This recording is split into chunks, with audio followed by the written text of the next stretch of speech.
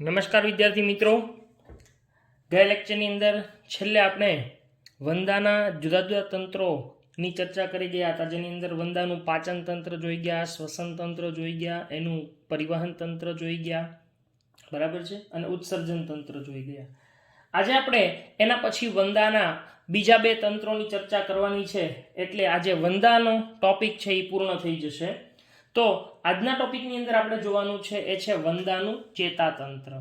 બરાબર, તો આપણો આજનો જે ટોપિક છે એ છે વંદાનું ચેતાતંત્ર. વંદાનું ચેતાતંત્ર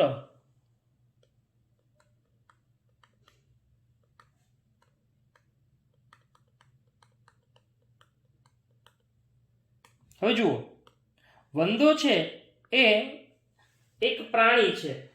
એનું ચેતાતંત્ર એ સામાન્ય રીતે શ્રેણીબદ્ધ જોડાયેલા ખંડીય ગોઠવણી દર્શાવતા ચેતાકંદોનું બનેલું છે. આપણે એક આકૃતિ દોરીએ કે ભાઈ આ માની લો કે વંદો છે, બરાબર, આપણે એની આ રીતે ખાલી આકૃતિ દર્શાવીએ કે આ વંદો છે.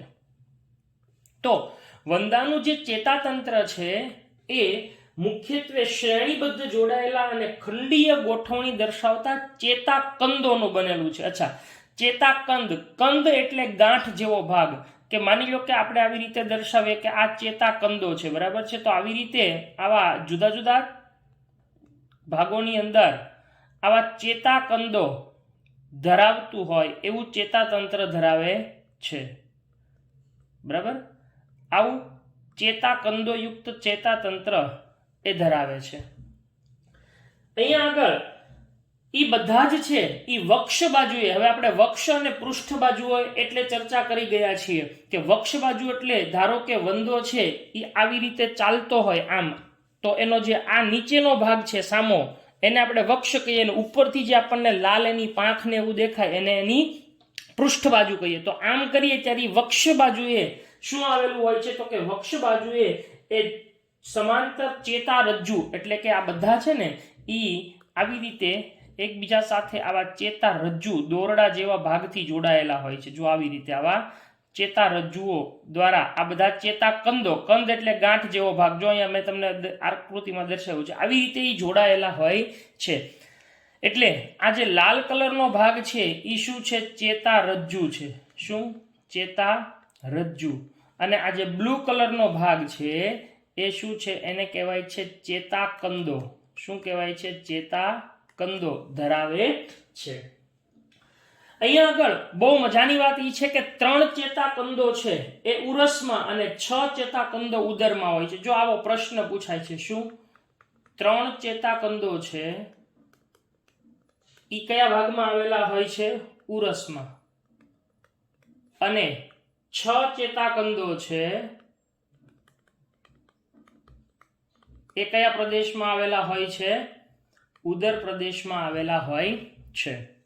હવે જુઓ, 6 અને 3 આવી રીતે ટોટલ આવા ચેતાકંદો એ આપણને ઉરસ અને ઉદરમાં જોવા મળે છે. એટલે જો આપણે જોઈએ તો આકૃતિની અંદર આ જે 3 છે, બરાબર, અહીંયા આગળ આ જે 3 છે, 1 2 અને 3, આ ઈ ઉરસીય ચેતાકંદો છે, અને બાકીના આ જે 6 છે આ એ ઉદરીય ચેતાકંદો છે, બરાબર.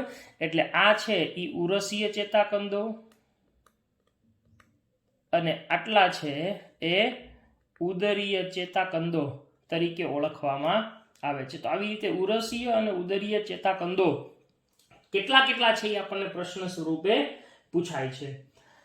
વંદો છે ને એનું ચેતાતંત્ર આવી રીતે સમગ્ર શરીરમાં ફેલાયેલું છે. આ જે ચેતાકંદો છે કે નહીં હે, એમાંથી પછી આવી રીતે આમ બધી ચેતાઓ છે એ શરીરની અંદર નીકળતી હોય, ફેલાયેલી હોય છે આ રીતે, બરાબર. આમ સમગ્ર ચેતા છે એ શરીરની અંદર ચેતાતંત્ર આખું ફેલાયેલું આપણને જોવા મળે. આની આકૃતિ પણ હમણાં હું તમને ફોટોગ્રાફ સ્વરૂપે બતાવીશ.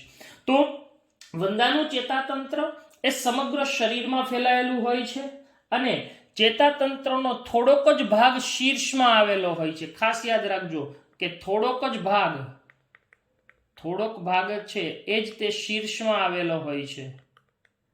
એટલે મજાની વાત એ છે, અહીંયા બહુ આશ્ચર્ય પ્રમાણે એવી છે કે શીર્ષમાં આવેલો હોવાથી અને બાકીનો જે ભાગ છે એ શરીરના વક્ષ બાજુએ આવેલો હોય છે, એટલે જો એના શીર્ષને કાપી નાખવામાં આવે, જો શીર્ષને કાપી નાખવામાં આવે તો પણ વંદો છે એ 1 અઠવાડિયા જેટલા લાંબા સમય સુધી જીવી શકે. વિચારો કે જો એનું શીર્ષ કાપી નાખવામાં આવે તો પણ વંદો 1 અઠવાડિયા સુધી જીવંત રહી શકે છે. એટલે આવો પ્રશ્ન આપણને પૂછી શકે છે. એટલે શીર્ષ છે એ કાપી નાખવામાં આવે, શીર્ષ છે એ કાપી નાખતા પણ વંદો છે એ 1 અઠવાડિયા સુધી શું થઈ શકે છે? જીવતો રહી શકે છે.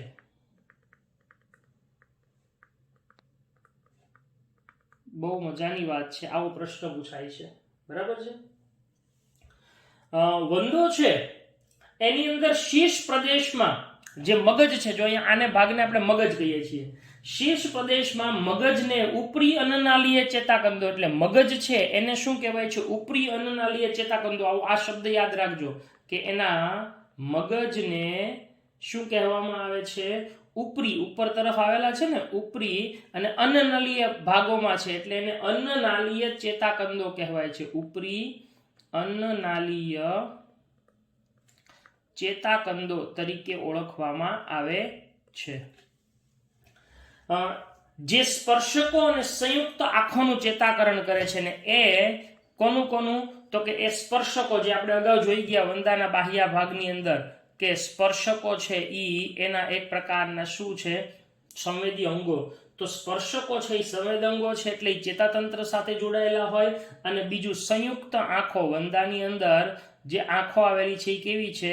સંયુક્ત આંખો. તો આમ એ સંયુક્ત આંખો અને સ્પર્શકોનું ચેતાકરણ કરવાનું કામ કરે. એટલે કે નિયંત્રણનું કાર્ય આ અન્નનાળીય ચેતાકંદો, એ જે સ્પર્શકો આવેલા હોય, આપણે જો સમજીએ આમ આવી રીતે આમ સ્પર્શકો આવેલા હોય ને, એ સ્પર્શકોનું અને સંયુક્ત આંખો જે અહીંયા આવેલી હોય એ આ સંયુક્ત આંખો એનું ચેતાકરણ કરવાનું કામ કોણ કરે છે? આ ઉપરી અન્નનાળીય ચેતાકંદો દ્વારા થતું હોય છે.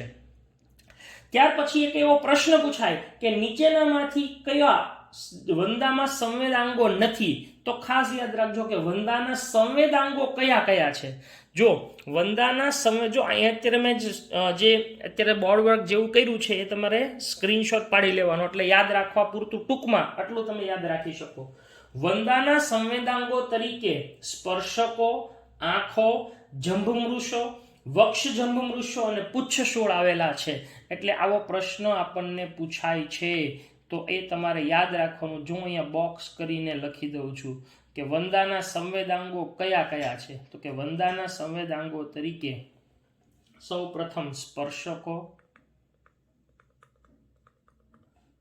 પછી આંખો, પછી જંભમૃષો, પછી વક્ષજંભમૃષો,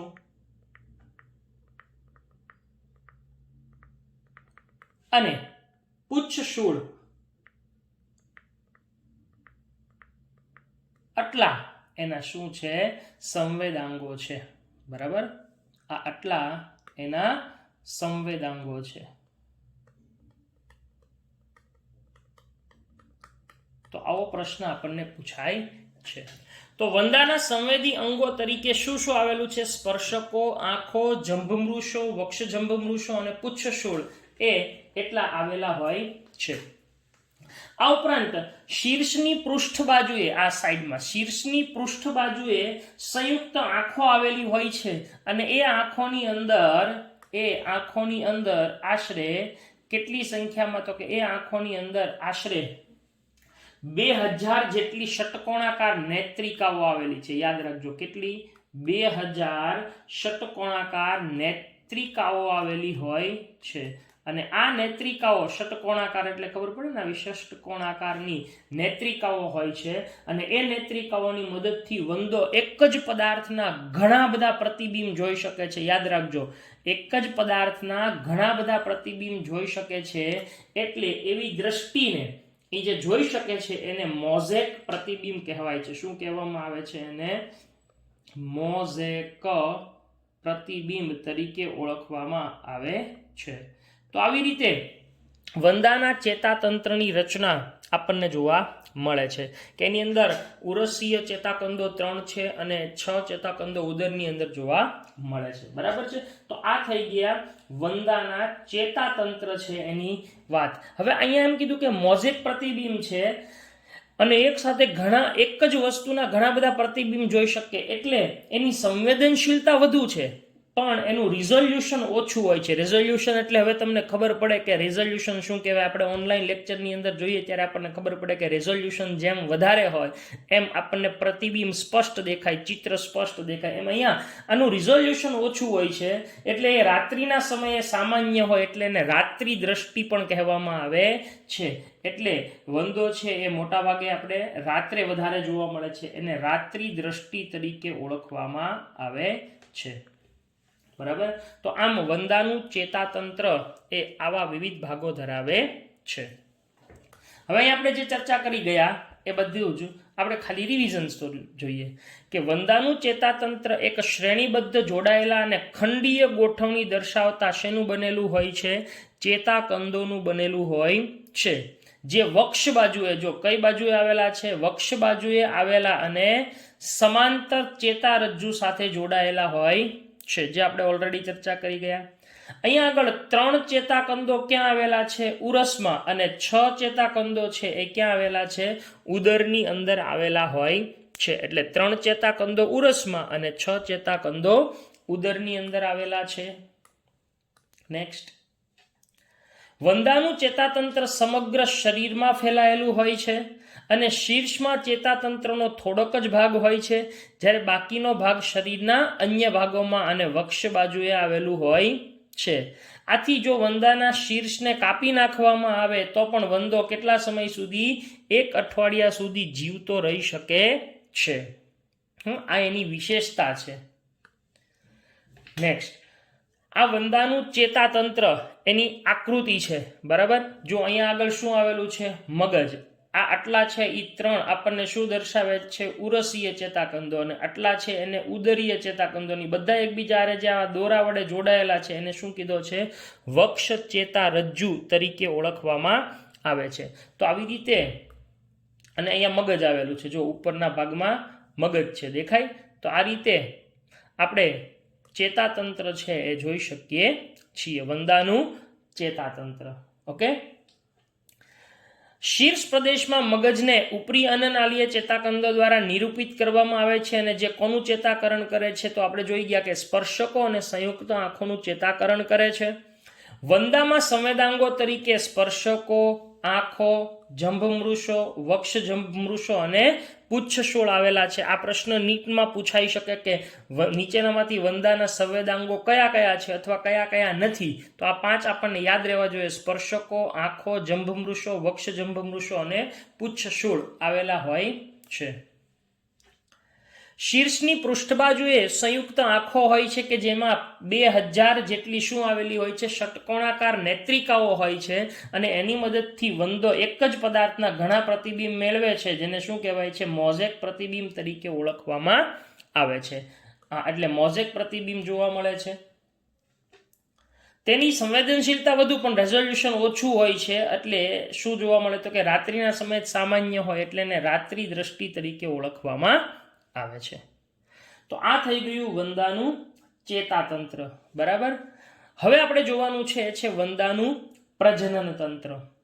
તો જુઓ, વંદો છે એ એક લિંગી પ્રાણી છે. હવે એક લિંગી એટલે કે એક સજીવ છે એની અંદર માત્ર એક જ પ્રજનન તંત્ર હોય, કાં તો નર હોય અથવા માદા હોય, એટલે એને આપણે એક લિંગી કહીએ છીએ.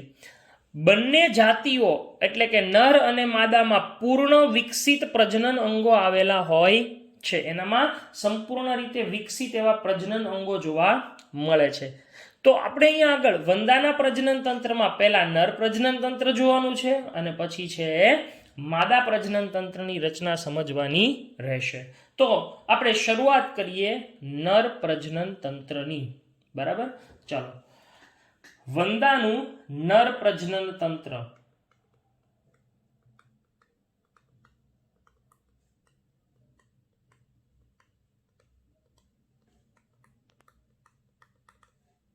વંદામાં નર પ્રજનન તંત્ર.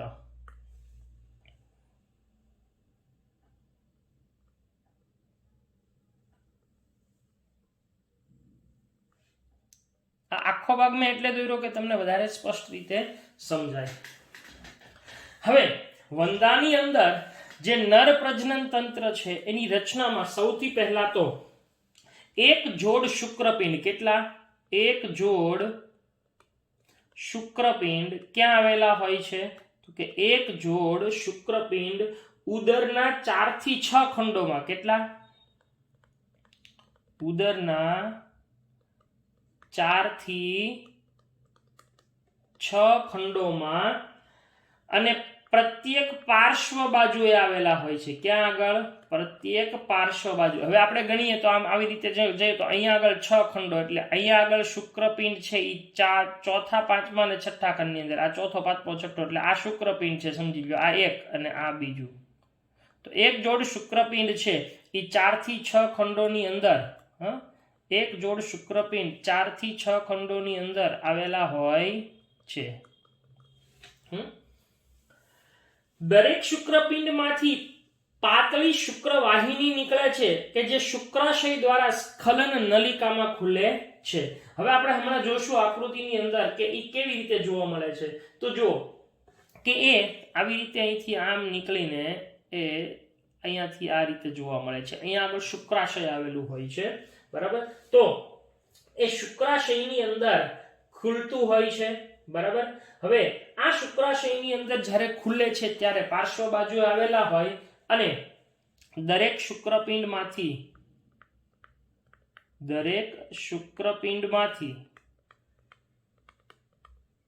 શું થતું જોવા મળે છે? તો કે પાતળી શુક્રવાહિની નીકળે છે,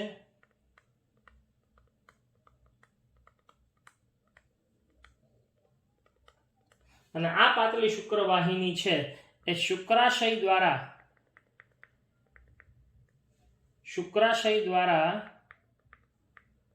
એ સ્ખલન નલિકામાં ખુલે છે, બરાબર? હવે આ સ્ખલન નલિકા ક્યાં ખુલે? તો કે સ્ખલન નલિકા નરજનન છિદ્રમાં ખુલે છે. જો સ્ખલન નલિકા ઈ ક્યાં ખુલે છે? નરજનન છિદ્રમાં.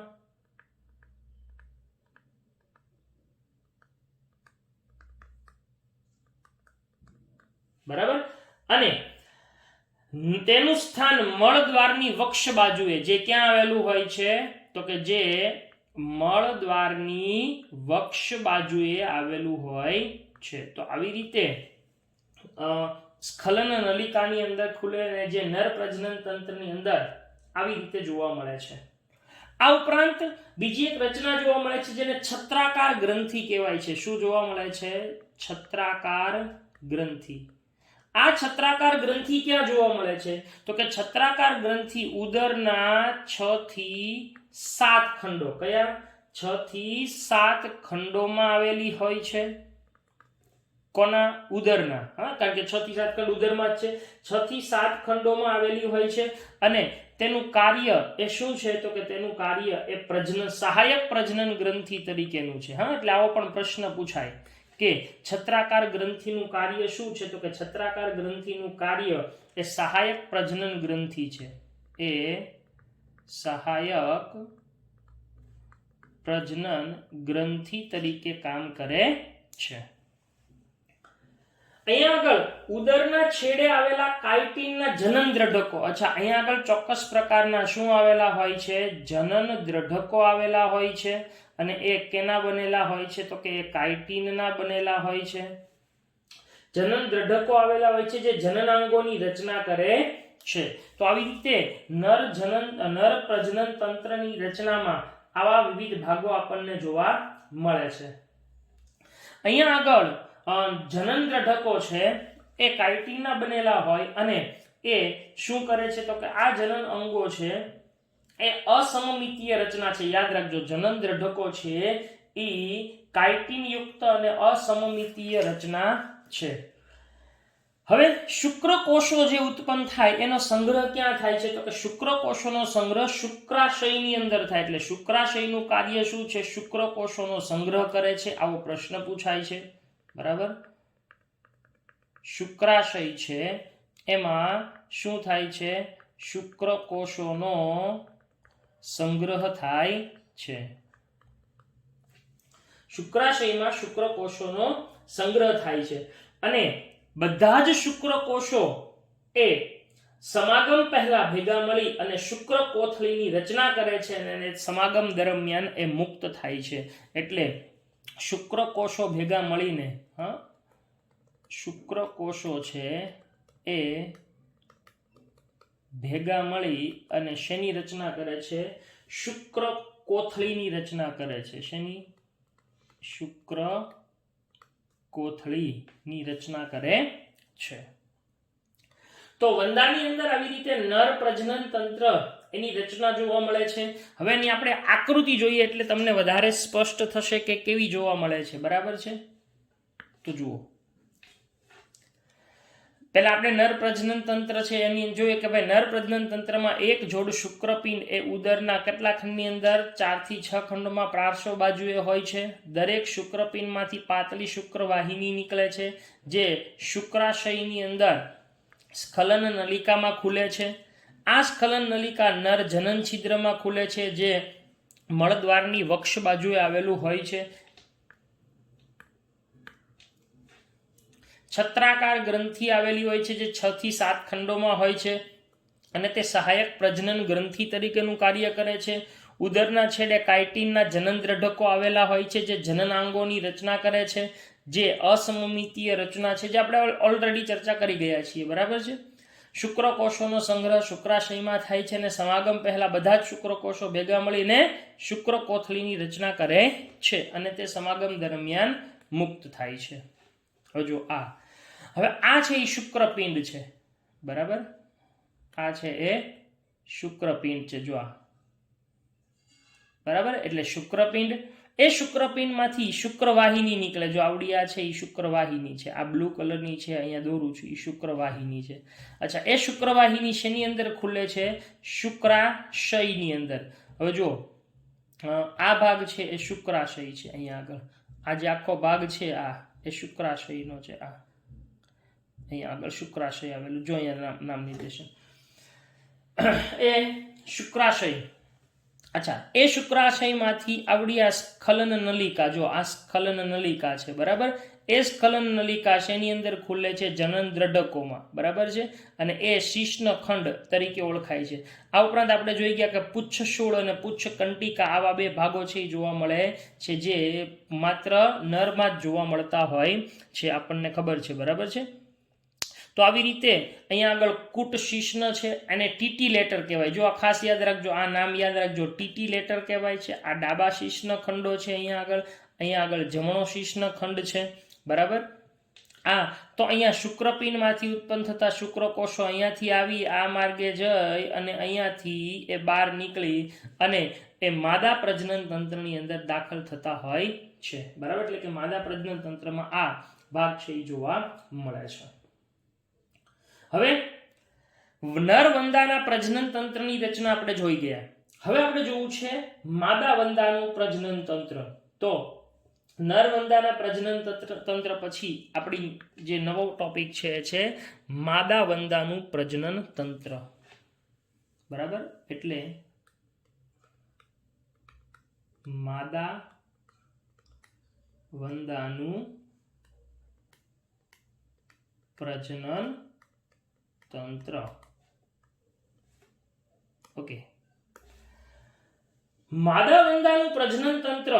તો માદા વંદાની અંદર પ્રજનન તંત્રમાં બે મોટા અંડપિંડો એ ક્યાં આવેલા હોય છે? તો કે બે અંડપિંડો ઉદરના 2 થી 6 કયા ખંડોમાં? ઉદરના 2 થી 6 ખંડ છે એની પાર્શ્વ બાજુએ આવેલા હોય છે. એની પાર્શ્વ બાજુએ આવેલા હોય છે. પ્રત્યેક અંડપિંડમાંથી શ્રેણીબદ્ધ અને વિકસિત અંડકોષ છે એ ધરાવતી 8 નલિકામય અંડપુટિકાઓની બનેલી હોય છે. એટલે અહીંયા કેટલી? 8 નલિકામય શું આવેલી હોય છે? અંડપુટિકાઓ આવેલી હોય છે. આવો પ્રશ્ન પૂછાય છે. એટલે 8 નલિકામય અંડપુટિકાઓ છે એ પ્રત્યેક અંડપિંડ શ્રેણીબદ્ધ વિકસિત અંડકોષ ધરાવતી, એટલે અંડપુટિકાઓમાં શું આવેલો હોય? અંડકોષ આવેલો હોય. એ અંડકોષ છે એ આ અંડપુટિકાઓમાંથી મુક્ત થાય છે.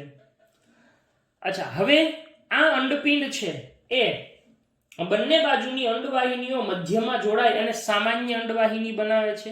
એટલે કે બંને બાજુની, જો તમને બતાવું કે આપણે હવે આકૃતિમાં આપણે આમ હું તમને સમજાવું કે ભાઈ આ વંદો છે, ધારો કે આપણે આમ દોરીએ તો એનો આટલા ભાગમાં જ પ્રજનન તંત્ર હોય, એટલે આપણે આટલો જ ભાગ દોરીએ તો એને આકૃતિઓમાં ખાલી આવી જ રીતે દર્શાવે છે. ખ્યાલ આવે છે? આટલો ભાગ. હવે અહીંયા આગળ એના માની લો કે આ અંડપિંડ છે, આ બંને બાજુએ આવેલા આવા અંડપિંડ છે, બરાબર? આ રીતે જોવા મળે. એની અંદર આવી રીતે અંડપુટિકાઓ 8 આવેલી હોય છે. આવી 8 અંડપુટિકાઓ. હમણાં આપણે આકૃતિ જોશું ત્યારે ખ્યાલ આવશે તમને. એ ભેગી મળી અહીંથી અંડવાહિની, આ અંડવાહિની, આ અંડવાહિની, હવે બે ભેગી મળી અને અહીંયા એક સામાન્ય અંડવાહિની. તો આ ભેગી મળે ત્યારે સામાન્ય અંડવાહિની બનાવે. એટલે આમ બંને અંડવાહિનીઓ જોડાઈને, બંને બાજુ છે એ અંડવાહિનીઓ જોડાઈને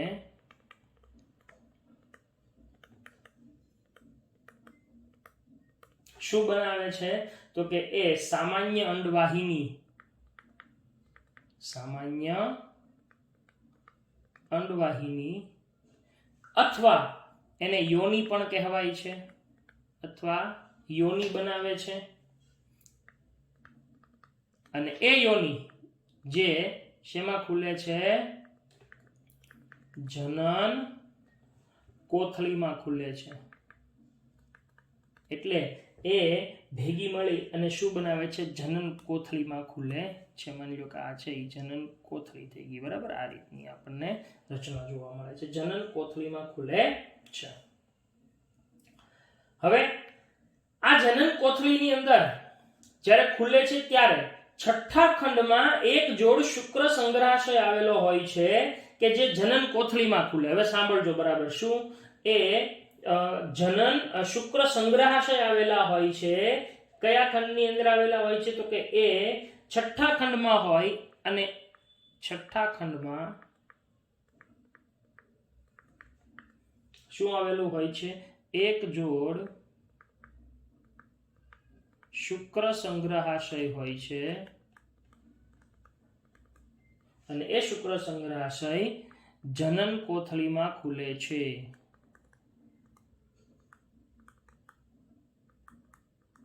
બરાબર? એ જનન કોથળીમાં ખુલે છે. હવે શુક્રકોષો અહીંથી આ રીતે આવી રચના જોવા મળે છે. આવી રચના જોવા મળે છે, બરાબર? જનન કોથળીમાં ખુલે છે. હવે આ શુક્રકોષો એ શુક્રકોથળી, કારણ કે આપણે જોઈ ગયા કે શુક્રકોષો ભેગા મળીને તો શુક્રકોથળી બનાવેલી છે. તો આ શુક્રકોથળી છે એની અંદરથી સ્થળાંતરિત થાય છે અને ફલિત અંડકોષો એક કેપ્સ્યુલમાં બંધાય જેને અંડઘર કહેવાય. એટલે અંડઘરની રચના થાય છે. અંડઘર એ ઘેરા રાતાશ પડતા બદામી રંગની કેપ્સ્યુલ છે. કેવી? ઘેરા રતાશ પડતા બદામી રંગની કેપ્સ્યુલ છે.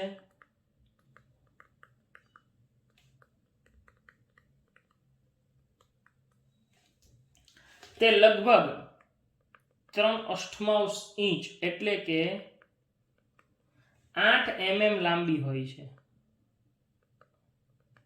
8 mm લાંબી હોય છે. આ અંડઘરો એ તિરાડ અને વધુ સાપેક્ષ ભેજવાળી જે ખોરાકની નજીકની જગ્યાએ છોડી દેવામાં આવે અથવા ચોંટાડી દેવામાં આવે. હવે આ જે અંડઘર હોય એને વંદો, માદા વંદો ક્યાં છોડે છે? તો કે એ ભેજવાળી કે તિરાડોની જગ્યામાં કે જ્યાં સુરક્ષિતતા મળતી હોય ત્યાં. હા, સરેરાશ એક માદા 9 થી 10 અંડઘર ઉત્પન્ન કરે. હવે જો અંડઘર કેટલા? 9 થી 10 અંડઘર ઉત્પન્ન કરે છે. અને પ્રત્યેક અંડઘરની અંદર 14 થી 16 ઈંડા હોય છે. અને પ્રત્યેકમાં 14 થી 16 ઈંડા જોવા મળે છે. આ પણ આપણે યાદ રાખવાનું છે. 9 થી 10 સરેરાશ એક માદા કેટલા અંડઘર ઉત્પન્ન કરે? 9 થી 10 અંડઘર ઉત્પન્ન કરે છે અને પ્રત્યેકની અંદર 14 થી 16 ઈંડા ધરાવે છે. અહીંયા આગળ આપણે જાણીએ છીએ કે પેરીપ્લેનેટા અમેરિકાના એટલે કે જે વંદો છે એનો વિકાસ પરોક્ષ પ્રકારનો છે. અચ્છા, પરોક્ષ પ્રકારનો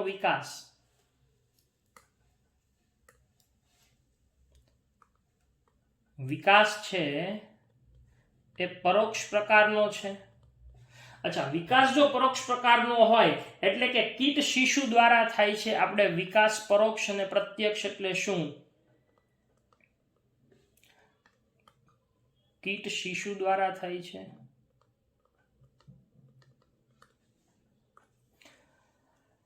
કીટ શિશુ મુખ્યતઃ પુખ્ત પ્રાણી જેવા જ દેખાય અને 13 વખત આવો પ્રશ્ન વારંવાર પૂછાય છે. એ 13 વખત નિર્મોચન કરીને પુખ્ત પ્રાણીમાં ફેરવાય છે.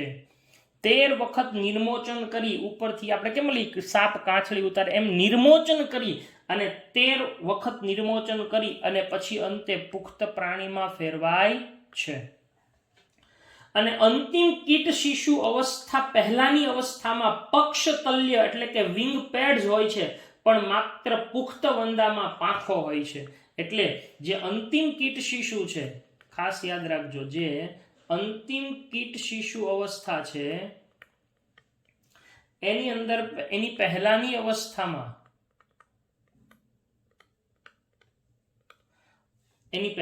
અવસ્થામાં શું જોવા મળે છે? પક્ષતલ્ય જોવા મળે છે. શું જોવા મળે છે? પક્ષતલ્ય, જેને વિંગ પેડ્સ કહેવાય છે. પણ માત્ર પુખ્તની અંદર, માત્ર પુખ્ત છે એની અંદર શું જોવા મળે છે? તો કે માત્ર પુખ્તની અંદર પાંખો જોવા મળે છે. તો આવી રીતે વંદા છે એની અંદર આવા ભાગો આપણને જોવા મળે છે. બરાબર. વંદાની ઘણી જાતિઓ જંગલી હોય અને તેનું કોઈ આર્થિક મહત્વ હોતું નથી. આપણે જાણીએ છીએ કે વંદો છે એની અંદર કોઈ આર્થિક મહત્વ બહુ એનું જોવા મળતું નથી. વંદાની કેટલીક જાતિઓ માનવ વસાહતોની અંદર કે તેની આજુબાજુ ઉછેર પામે છે. આપણે જાણીએ છીએ, આપણે જોઈ ગયા કે ગંદા ભાગોની અંદર વંદો જોવા મળતો હોય છે. તો એ માનવ વસાહતોમાં કે તેની આજુબાજુ ઉછેર પામે છે અને તે ઉપદ્રવી તરીકે કામ કરે છે, કારણ કે તે ખોરાકને નષ્ટ કરે છે અને દુર્ગંધયુક્ત ઉત્સર્ગ દ્રવ્યો દ્વારા ખોરાકને દૂષિત પણ કરી દે છે. આ ખોરાકને દૂષિત કરીને અન્ય બેક્ટેરિયલ રોગોનો પણ ફેલાવો કરે છે. એટલે આવી રીતે વંદો એ આપણને નુકસાન કરતો હોય છે. તો આમ વંદાના જે પ્રજનન તંત્ર છે એની રચના, માદા વંદાના પ્રજનન તંત્રની રચના અહીંયા પૂર્ણ થાય છે. માદા પ્રજનન તંત્રમાં 2 મોટા અંડપિંડો ઉદરના 2 થી 6 ખંડની પાર્શ્વ બાજુએ સાઈડમાં હોય છે અને પ્રત્યેક અંડપિંડ શ્રેણીબદ્ધ વિકસિત અંડકોષો ધરાવતી કેટલી 8 નલિકામય અંડપુટિકાઓના બનેલા હોય છે. બંને બાજુની અંડવાહિનીઓ મધ્યમાં જોડાય અને શું બનાવે છે? સામાન્ય અંડવાહિની અથવા યોની કે જે જનન કોથળીમાં ખુલે છે. છઠ્ઠા ખંડની અંદર એક જોડ શુક્ર સંગ્રહાશય આવેલા હોય છે કે જે જનન કોથળીમાં ખુલે છે, જે આપણે ચર્ચા કરી ગયા છીએ. બરાબર છે. નેક્સ્ટ, શુક્રકોષો શુક્રકોથળીમાંથી સ્થળાંતરિત થાય અને ફલિત અંડકોષો એક કેપ્સ્યુલમાં બંધાય છે, જેને અંડઘર કહેવામાં આવે છે. એ ઘેરા રતાશ પડતા બદામી રંગની કેપ્સ્યુલ હોય છે. બરાબર. આવી કેપ્સ્યુલ જેવી આવી રચના હોય જેને અંડઘર કહેવાય. આવી બરાબર અંડઘર બનાવે છે, જે 3/8 ઇંચ એટલે કે 8 mm જેટલી લંબાઈ ધરાવતું હોય છે. આ અંડઘર એ તિરાડો અથવા વધુ ભેજયુક્ત જગ્યામાં છોડી દેવાય છે કે અથવા ચોંટાડી દેવાય છે. આ મહત્વનું છે કે 9 થી 10 અંડઘર ઉત્પન્ન થાય અને પ્રત્યેક અંડઘર છે એ 14 થી 16 ઈંડા ધરાવતું હોય છે. પેરીપ્લેનેટા અમેરિકાનો વિકાસ એ પરોક્ષ પ્રકારનો હોય છે, એટલે કે વિકાસ છે એ કીટ શિશુ દ્વારા થાય છે. એ મુખ્યતઃ પુખ્ત પ્રાણી જેવા જ દેખાય, પરંતુ તે કેટલી વખત? 13 વખત નિર્મોચન કરીને પુખ્ત પ્રાણીમાં રૂપાંતર પામે છે. અંતિમ કીટ શિશુ અવસ્થા પહેલાની અવસ્થામાં શું જોવા મળે છે? પક્ષતલ્ય હોય છે, પણ માત્ર પુખ્ત વંદામાં જ તે પાંખો જોવા મળે છે. જુઓ, આ માદા વંદાનું પ્રજનન તંત્ર. આ જે ભાગ છે આ ઈ અંડપિંડ છે, બરાબર. એની અંદર આવી અંડપુટિકાઓ છે એ કેટલી હોય છે? 8. આ અંડપિંડ. પછી એ ભેગા અહીંયાથી આ અંડવાહિની, બરાબર. આ એ બે ભેગી મળી એટલે સામાન્ય અંડવાહિની બનાવે. જો આવડી આ સામાન્ય અંડવાહિની છે અહીંયા, હા, અથવા યોની. પછી અહીંયા આગળ ગુંદર ગ્રંથિ આવેલી છે. અહીંયા જનન ખંડો છે, આવડું આ બાહ્ય અને આ જનન કોથળી છે. જો આ આખી છે ને એ જનન કોથળી દેખાય. જનન ખંડ અને બાહ્ય આ બે જનન કોથળી બનાવે છે. આ બધા જનન દ્રઢકો છે, અહીંયા અંદર દેખાય છે આ જનન દ્રઢકો છે, બરાબર. આ રીતે.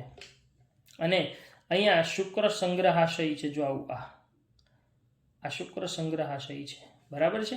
તો આ રીતે એ માદા વંદાના પ્રજનન તંત્રની રચના આપણને જોવા મળે છે. વંદાની ઘણી જાતિઓ જંગલી છે અને તેનું કોઈ આર્થિક મહત્વ નથી. વંદાની કેટલીક જાતિઓ માનવ વસાહતોની અંદર કે આજુબાજુ ઉછેર પામે છે અને ઉપદ્રવી તરીકે કામ કરે છે. તે ખોરાકને નષ્ટ અને દુર્ગંધયુક્ત કરે છે અને દૂષિત કરે છે અને એનાથી બેક્ટેરિયલ રોગોનો ફેલાવો કરે છે. તો આવી રીતે વંદાના જે તંત્રો છે એ બધા જ તંત્રો અહીંયા પૂર્ણ થાય છે.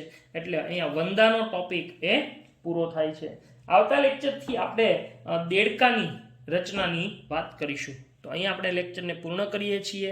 આજે જે કંઈ ચલાવેલું છે બધું જ હોમવર્કમાં એક વખત મટીરિયલમાંથી લખી અને મોકલવાનું રહેશે.